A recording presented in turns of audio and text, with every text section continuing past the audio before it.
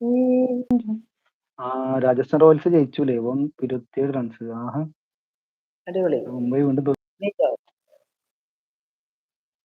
കോഴിക്കോട് ഉറക്കം വരുന്നുണ്ട് ഇപ്പോൾ. ചിറ്റോളം കിക്കിളി നീതാൽ ചിരിച്ചോടും ചുള്ളൻ വള്ളം ചുമ്മാ കൊഞ്ചും തഞ്ചക്കാരി കാക്കാലൻ ഞണ്ടിനെ മെല്ലെ കടക്കണ്ണാൽ ചൂണ്ടിയെടുക്കും കർക്കിടരാ ചൂണ്ടക്കാരി